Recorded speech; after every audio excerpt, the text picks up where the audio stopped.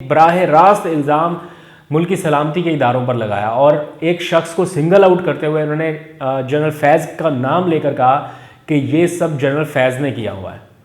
यानी DGISI का नाम लेकर उन्होंने इल्ज़ाम लगाया। और फिर बिस्मिल्लाहिर्रहमानिर्रहीम, अस्सलाम वालेकुम, मैं हूं अब्दुल कादिर और आप देख रहे हैं आपका अपना यूट्यूब चैनल। आज तारीख़ है 17 नवंबर और दिन है मंगल का। वज़ीर-ए-आज़म इमरान खान की ज़ेर सदारत अब से कुछ देर पहले वफाकी काबीना का अहम इजलास हुआ। इस इजलास में वज़ीर-ए-आज़म ने काबीना अरकान को एतमाद में लेते हुए कौम को सुनाई है एक बड़ी खुशखबरी।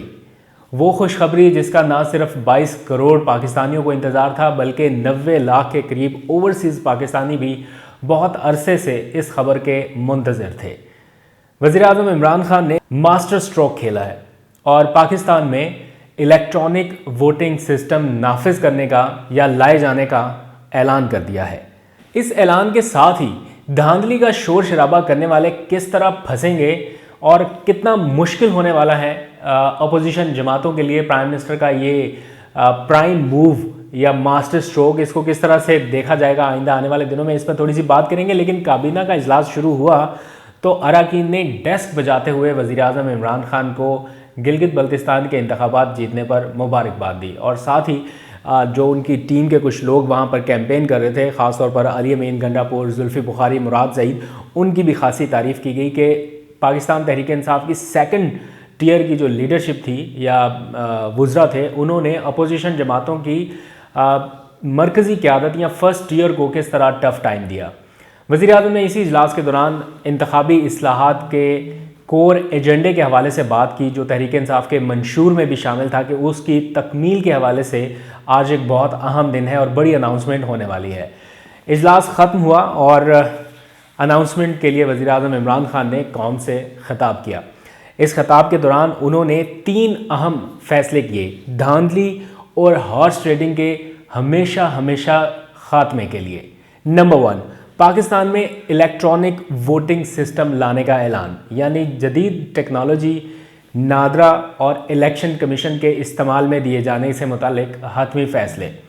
इससे मुतालिक कानून साजी होगी और साथ ही बैरून मुल्क पाकिस्तानियों को वोट देने का हक आइंदा के इंतखाबात के लिए, इसको भी तस्लीम किया गया है, माना गया है। वज़ीर-ए-आज़म ने इसका भी ऐलान किया है और साथ ही सेनेट इंतखाबात में सीक्रेट बैलेटिंग का ख़ात्मा करना है। ये सबसे बड़ी और अव्वलीन तरजीह है इस वक्त की कि सीक्रेट वोटिंग का ख़ात्मा करते हुए शो ऑफ हैंड, यानी अपने हाथ दिखाने के साथ वोट काउंट जो है उसका सिस्टम मुतारिफ़ कराया जाए। इसके लिए बहुत लंबे अरसे से प्लानिंग जारी थी। मैं ख़ुद कई इजलासों में शरीक हो चुका हूँ जो इलेक्शन कमीशन के थे, जिनमें तजर्बाती तौर पर कुछ चीज़ों को देखा गया, परखा गया। उसके बाद ओवरसीज़ पाकिस्तानियों को वोट का हक़ देने के लिए जुल्फ़ी बुखारी और वज़ीर-ए-आज़म के मुशीर पार्लिमानी अमूर डॉक्टर बाबर अवान, इन्होंने कुछ दर्जनों इजलास किए, फिर TORs बनाए, फिर इलेक्शन कमीशन की टीमों को बुलाया गया, फिर नादरा की टीमों को बुलाया गया, कोलैबोरेशन के साथ हर चीज़ टेस्ट की गई। उन कई इजलासों में मैं ख़ुद शरीक रहा हूँ और उसके बाद फाइनली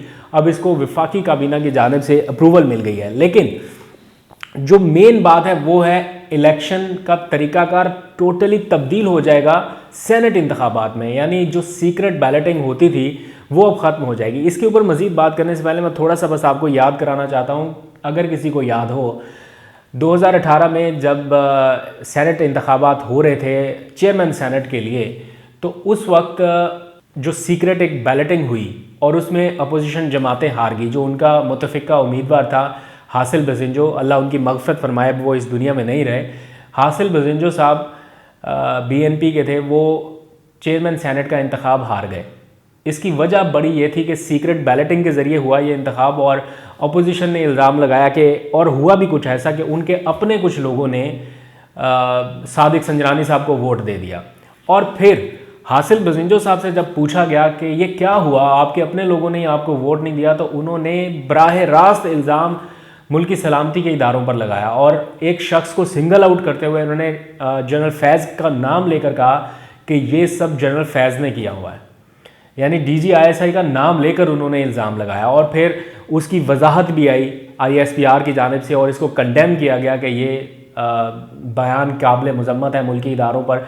अगर उस वक्त ये DGISI ने कराया होता या ये पाकिस्तान तहरीक इंसाफ की या इमरान खान की फेवर में सब कुछ होता, तो आज कभी भी वज़ीर आज़म ये ऐलान ना करते कि शो ऑफ हैंड के ज़रिए आइंदा सेनेट के इंतखाबात होंगे। अब ये सबसे बड़ा इंतखाबी मार्का मार्च में सजने जा रहा है, जो सेनेट इंतखाबात का होगा। ये जो अब आपको सारी सियासी गहमा गहमी दिखाई दे रही है और जितनी सारी तगदो है ना, ये सारी सेनेट इंतखाबात की खातिर हो रही है, क्योंकि सेनेट इंतखाबात में अगर PTI की अक्सरियत आ गई तो जो थोड़ी बहुत हुकूमत से बातचीत होती है, लेन देन होता है अपोजिशन जमातों का, वो भी नहीं रहेगा। वज़ीर आज़म तो पहले ही इनसे बात नहीं करते अपोजिशन से, और फिर जब सेनेट में भी अपनी अक्सरियत आ गई, देखें कोई भी कानून साजी का अमल जो है वो कौमी असम्बली से मंजूर होने के बाद सेनेट में जाता है, तो जब तक कौमी असम्बली और सेनेट दोनों मंजूर ना कर दें तब तक हुकूमत फंसी रहती है।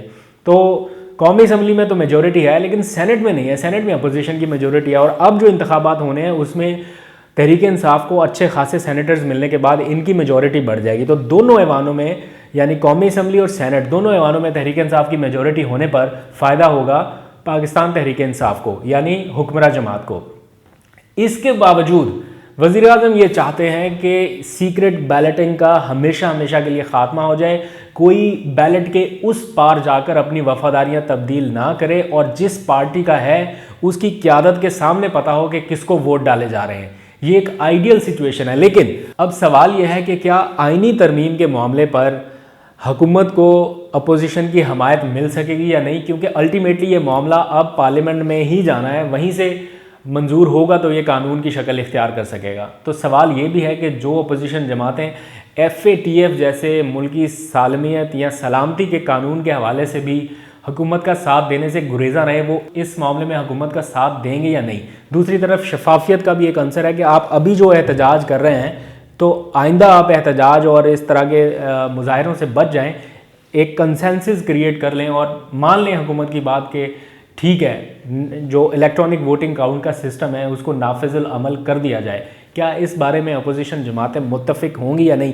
अगर तो हो गई तो आप समझ लीजिए कि संजीदगी का मुजाहरा किया जा रहा है और अपोजिशन जमातें ये चाहती हैं कि मुल्क में शफाफ इंतखाबात हो। और अगर अब भी ना मानी अपोजिशन तो आप समझ लीजिए कि ये जमातें खुद चाहती हैं कि हमारे जीतने का और कोई रास्ता बाकी नहीं बचा, इसलिए हॉर्स ट्रेडिंग करनी है, पैसा चलाना है, MPs को ख़रीदना है, ये सारा कुछ करने के साथ ही इनका सर्वाइवल है।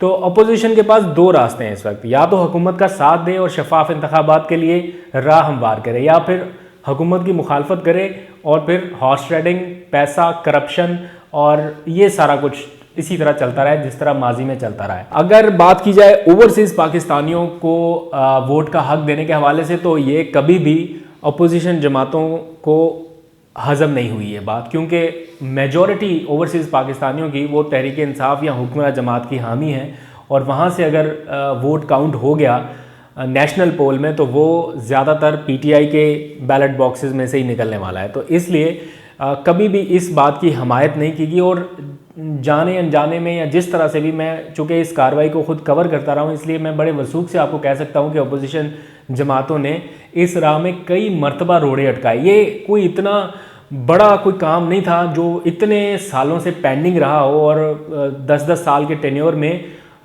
वादों के बावजूद अपोजिशन जमातें जब इक़्तिदार में थीं तो ओवरसीज़ पाकिस्तानियों के लिए ये ना कर सकती हों।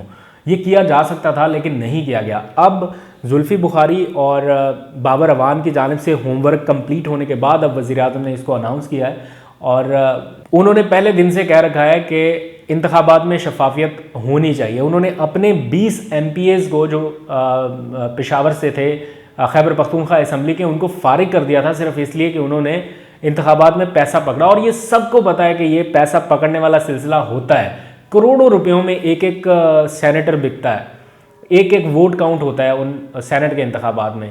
और किस तरह से फिर कौमी असम्बली के जितने भी लोग होते हैं सारी सूबाई जमातों के MPs हैं, उनका अलग अलग रेट लगता है, करोड़ों रुपयों तक जाती है ये हॉर्स ट्रेडिंग।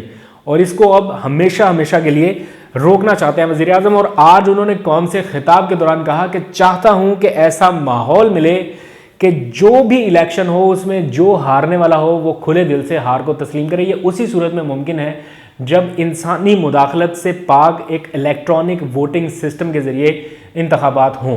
तो अब 2023 के जो इंतखाबात हों वो इसी सिस्टम को मद्देनज़र रखते हों और इसके लिए नादरा, इलेक्शन कमीशन और जो डिजिटल टेक्नोलॉजी है इसका ऑन बोर्ड और सेम पेज पर होना बहुत ज़्यादा ज़रूरी है। तो आने वाले दिनों में इस हवाले से देखेंगे क्या इकदाम होते हैं। एक बहुत ज़बरदस्त और अच्छी खबर है, पाकिस्तान के एक इकदाम की आलमी सतह पर बड़ी ज़बरदस्त पजीराई हो रही है।